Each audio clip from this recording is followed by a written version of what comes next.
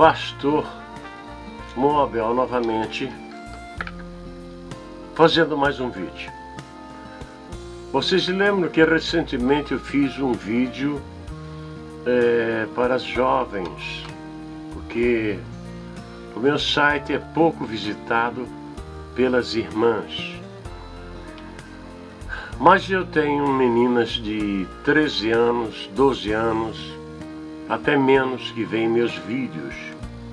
E eu disse para elas que Cristo demorando, o mundo estará nas mãos delas.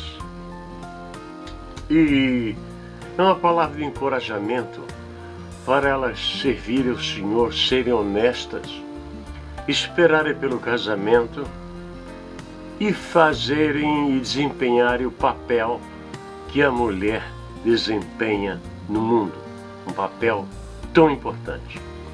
Hoje vou falar sobre os meninos. E aqui está o boneco do Superman, Super-Homem. Eu conheço desde que eu era menino este boneco aqui, essa história do Super-Homem. E quando a gente é menino, a gente tem assim uma atração muito grande por homens fortes, que se apresentam bem, que parece que isso é tudo na vida. Mas você já notou que quando os homens começam a fazer exercícios, eles ficam enormes, o corpo, mas a cabeça continua pequena. Na cabeça não existe exercício para crescer a cabeça. Então cresce o músculo dos braços, das pernas, das costas. E a pessoa fica com um físico muito bonito, mas a cabeça fica desconforme, não se assenta bem naquele corpo. Então,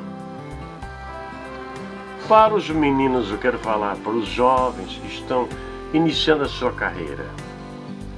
Quando eu era menino, não tinha nada na igreja para meninos, nada. Só perseguição, aborrecimento. Eu jogava bolinha de vidro, apanhava. Soltava pipa, pandorga, apanhava. Brincava de bola, apanhava. Ia tomar banho no rio, apanhava. Tudo era motivo para apanhar.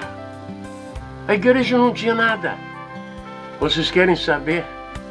Da minha geração, sobrou pouco ou quase nada.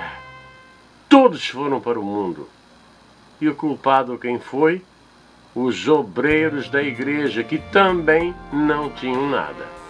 Só sabiam proibir, proibir, proibir. Mas produzir mesmo não sabiam nada de nada. Eu estou falando isso, sabe por quê? Que eu tenho uma tristeza muito grande de ver a juventude na igreja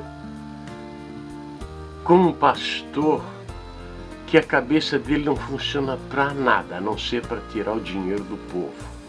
Isso já devia ter acabado há muitos anos, falsos pastores. Mas a geração de pastores que nós estamos tendo hoje é uma geração de pastores, não todos, vocês entendem, a maioria doente mental. Eu trabalhei com um pastor recentemente que eu contei uma coisa interessante para ele. Aqui onde eu moro, aqui, nós tivemos 2 terremotos. E um foi tão violento que chegou a rachar a rua. E quando você tem um terremoto, você se sente muito mal. É uma coisa horrível. Mas aonde o pastor morava, não tinha terremoto, não teve terremoto. E às vezes a pessoa, quando está dirigindo, dá um terremoto, ele não percebe, porque ele está em cima de rodas, de pneus, ele não percebe. Então eu disse para ele que nós tivemos o terremoto. Sabe o que ele me respondeu? Que não teve terremoto lá onde ele vive, porque ele repreende o terremoto. Ele repreende. Agora vocês veem se ele não está doente da mente. No Haiti, onde houve aquele terremoto tão forte, não havia servos de Deus lá, melhores do que ele? Claro que havia, mas a mente dele não ajuda para isso. No Japão, quando houve aquele tsunami, vocês não acham que entre aqueles que perderam a vida não tinham servos de Deus? Tinha servos de Deus. Eu afirmo que tinha servos de Deus. Mas acontece que na nossa igreja sempre se faz uma propaganda que não é a propaganda verdadeira. O pastor morreu no acidente aéreo.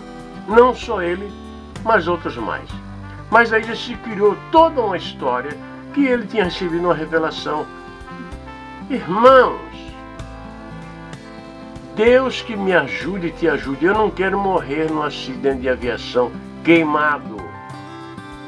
Eu quero partir para a eternidade, ou no púlpito da minha igreja pregando, ou de qualquer igreja, ou na rua, ou tocando, ou lendo a Bíblia, ou cercado das pessoas que me estimam. Eu não quero morrer num acidente de avião queimado vivo. Eu não quero morrer. Eu não acho que Deus prepara uma morte dessa para ninguém.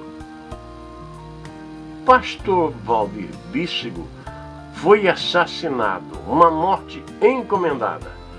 É o que dizem.